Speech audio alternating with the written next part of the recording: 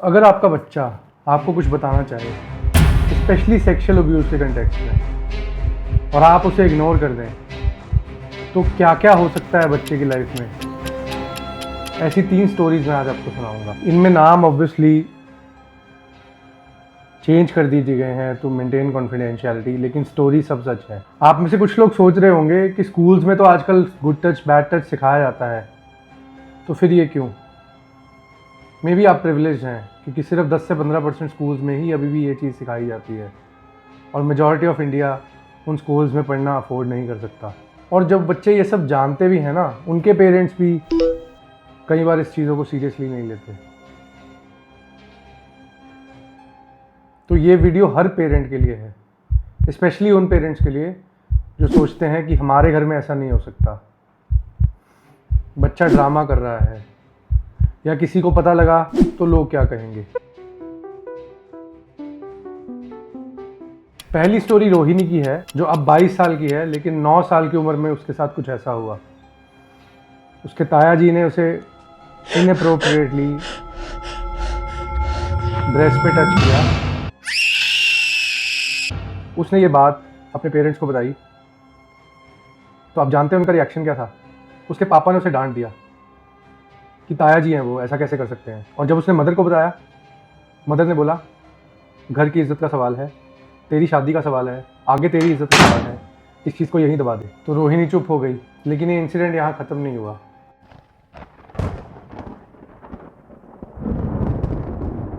आज रोहिणी 22 साल की है। वो एनिमल्स, स्पेशली पपीज़ को टॉर्चर करती है, उन्हें बांध देती है और फिर उनके नाखून निकाल देती है। क्यों? क्योंकि वो सॉफ्ट टारगेट्स हैं, जैसे कि एक समय पे वो खुद थी। इस डिस्प्लेस्ड एग्रेशन से ना उसका फ़ायदा हो रहा है ना किसी और का। आज वो थेरेपी में है, हो सकता है उसका रिस्पॉन्स आ जाए, वो मूव ऑन कर जाए, लेकिन ये वूंड स्कार तो छोड़ के ही जाएगा। और उससे भी कॉमन ये तब होता है when their parents choose silence over action.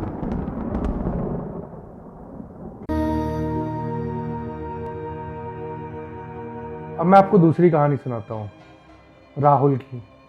हाँ, राहुल लड़का, लड़कों के साथ भी ऐसा हो जाता है। उसका ट्यूशन टीचर उसकी एनल पेनिट्रेशन करता था अपनी फिंगर से।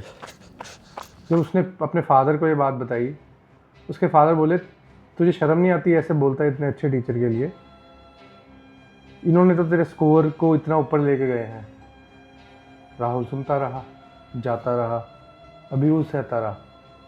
आज राहुल 19 साल का है, अल्कोहल अब्यूज़ करता है, ड्रग्स लेता है, एंड कोई काम नहीं करता। उसके अंदर का गिल्ट उसे कोई काम करने ही नहीं देता।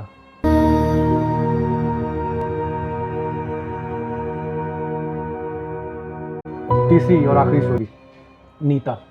नीता जब 7 साल की थी तो उसके घर में उसके ब्रदर का एक फ्रेंड आया करता था, जो अकेले में उसे पॉर्न दिखाता था और इनअप्रोप्रिएटली टच करता था। नीता ने अपनी बात ये दादी से करी, तो उसकी दादी को लगा कि ऐसा तो पॉसिबल नहीं है, शायद नीता ने कुछ ड्रीम कर लिया होगा या उसे समझ में नहीं आया होगा। अब नीता 16 साल की है।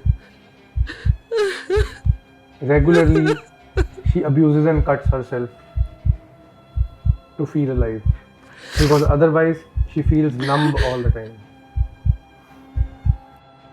इसके अलावा उसे डर्टी फील होता है। She is unable to maintain any relationships. लड़कों से बात नहीं करती, अगर कोई लड़का बात करना चाहता तो शी बाउंसेस सो हार्ड। इतना वर्बल एग्रेशन होता है उनके अंदर, क्योंकि कहीं ना कहीं उनका पास्ट शैडो बन के उनके प्रेजेंट में आ जाता है। सवाल ये है कि पेरेंट्स सुनते क्यों नहीं हैं। इसके कई सारे रीज़न हैं। कई बार फैमिली की इज्जत को बच्चे की सेफ्टी और इज्जत के ऊपर रखा जाता है। कई बार विक्टिम को ही ब्लेम कर दिया जाता है कि ये तो एंजॉय कर रहा होगा। कई बार डिनाई, नहीं ऐसा तो हो ही नहीं सकता। और बहुत बार फियर ऑफ कॉन्सिक्वेंसेस। एक इज्जत ही तो ले दे के होती है उनके पास, और उनको लगता है ये भी लुट जाएगी। जब ऐसा किसी बच्चे के साथ होता है तो क्या बात वहीं ख़त्म हो जाती है? नहीं। अगर आप किसी साइकेट्री क्लिनिक में एक दिन बैठेंगे ना, तो आपको सब समझ में आ जाएगा। सबसे पहले बच्चे को बिट्रेयल फील होता है कि मेरे पेरेंट्स केयर नहीं कर पाए मेरी, मुझे प्रोटेक्ट नहीं कर पाए। उसके बाद वो शेम में बदल जाता है। वर्थलेसनेस, मैं, I am useless, I am worthless, I am, this is bound to happen to me. फिर इंसान हेल्पलेस फील करता है। वो हेल्पलेसनेस सिर्फ उस कॉन्टेक्स्ट में नहीं रहती है, उसकी सारी लाइफ में आ जाती है। वो ना ठीक से रिलेशनशिप्स मेंटेन कर पाता है, ना ठीक से वो अपने काम में ध्यान लगा पाता है, और एक मीडियोकर या सब एवरेज इंडिविजुअल बन के रह जाता है। इसके अलावा साइकेट्रिक इश्यूज तो बहुत कॉमन है। Depression, PTSD, anxiety, trauma, nightmares, flashbacks, sleep issues, addictions, what not. Attachment issues in लोगों में इतने हो जाते हैं। तो हमें करना क्या चाहिए? सबसे पहले you have to create a safe space for the kid. Explain good touch, bad touch if it is not explain in the school. Private parts के बारे में बात करें, उनके नाम सिखाएं, उन्हें एक्सप्लेन करें कि अगर आपको कोई इनअप्रोप्रिएटली टच करता है तो आपको बताना है, और अगर वो बताए तो उसे बिलीव करें, उस पर एक्शन लें, उसका ट्रस्ट नहीं तोड़ें। इसमें उसकी गलती कभी नहीं निकालें। काम रहें, पेशेंट रहें, मेडिकल चेकअप करवाएं, साइकेट्रिस्ट को मिले, गायनेकोलॉजिस्ट को मिले, पीडियाट्रिशियन को मिले।